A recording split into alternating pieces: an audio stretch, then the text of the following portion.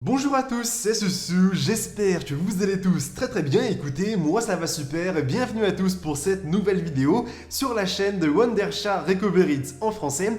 Et aujourd'hui, j'ai l'immense plaisir de vous retrouver pour un nouveau tuto qui va consister à faire une capture d'écran sur Windows 11 et surtout à découvrir et à utiliser toutes les nouvelles fonctionnalités qui sont associées justement à la capture d'écran, et vous allez voir que c'est quelque chose qui peut s'avérer évidemment extrêmement pratique. Maintenant, on commence tout de suite cette nouvelle vidéo. Allez, c'est parti! Désormais, sur Windows 11, vous avez deux moyens de faire une capture d'écran en toute simplicité.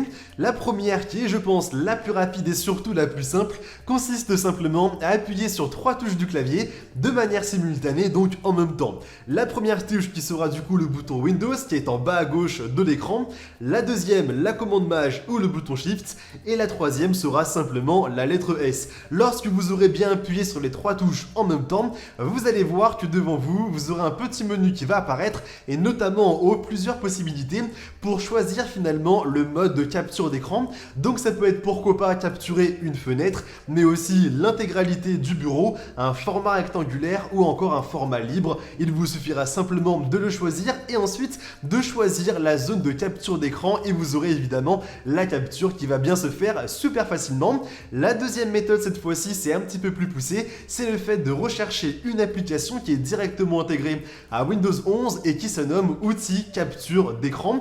Donc pour cela, vous aurez simplement à bien la rechercher dans la barre de recherche de Windows, et ensuite elle apparaîtra bien devant vous. Lorsque vous serez bien dedans, vous allez constater que vous aurez bien entendu les mêmes possibilités qu'on avait avant par rapport au format, mais vous aurez aussi potentiellement, si vous le souhaitez, la possibilité d'activer un minuteur. Donc ça vous laisse le temps bien entendu de fermer directement ce logiciel et ensuite de faire exactement ce que vous souhaitez faire et mettre en avant sur la capture d'écran. Mais vous avez aussi, une fois que vous aurez bien fait la capture d'écran, le moyen de directement éditer l'image. Donc ça peut être pourquoi pas le fait de mettre directement un surlignage sur quelque chose, d'écrire quelque chose, de mettre une annotation.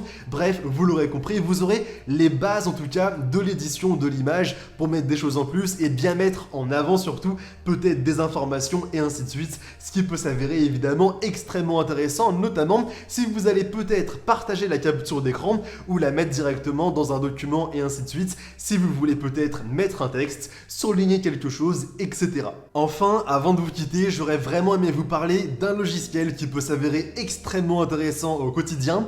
Croyez-moi, ça ne prendra pas plus d'une minute et ça peut vous sauver la mise dans de très nombreuses situations.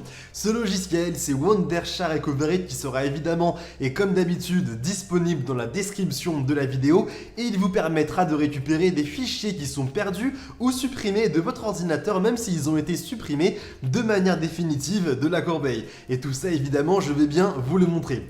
Donc comment ça se passe? Il vous suffira simplement de bien l'obtenir sur votre PC, et ensuite quand vous serez bien dedans, vous aurez simplement à bien sélectionner l'emplacement où le fichier a été potentiellement perdu ou supprimé. De cette manière, vous allez simplement devoir cliquer en bas à droite sur analyser. Vous allez patienter quelques minutes, voire une bonne dizaine de minutes. Ça va dépendre de l'ancienneté de votre PC parce que vous vous en doutez. Si votre PC a par exemple 3 mois, il y a beaucoup moins de fichiers qui sont passés par là par rapport à s'il avait peut-être 3 ans, et ça vous l'avez bien compris. De cette manière, lorsque l'analyse sera bien terminée, vous allez voir que devant vous, vous aurez normalement des milliers, des dizaines de milliers, voire des centaines de milliers de fichiers qui vont directement apparaître devant vous, et bien entendu en haut à droite, vous avez une barre de recherche qui vous permet d'affiner directement ce que vous allez rechercher comme fichier. Donc si vous vous souvenez peut-être du fichier et du nom du fichier, entrez-le directement. Si c'est peut-être une vidéo, mettez-le directement MP4 et ainsi de suite. Vous l'aurez bien compris, c'est vraiment un système de recherche qui vous permettra de gagner pas mal de temps. Et maintenant, lorsque vous l'aurez bien fait, le fichier apparaîtra bien devant vous et il vous suffira de le récupérer. Il n'y a vraiment pas plus simple, et ça je pense qu'on est bien d'accord sur ce point. Bon, maintenant les amis, j'espère évidemment que la vidéo en ma compagnie vous aura été d'une très grande utilité. Si jamais c'est le cas, n'hésitez pas à nous laisser un maximum de pouces bleus, ça nous ferait évidemment extrêmement plaisir, et pourquoi pas aussi vous abonner à la chaîne en activant la cloche pour ne pas rater toutes nos prochaines vidéos. Maintenant, je vous dis tout simplement à très bientôt pour de nouvelles vidéos. C'était Susu, allez, bye tout le monde!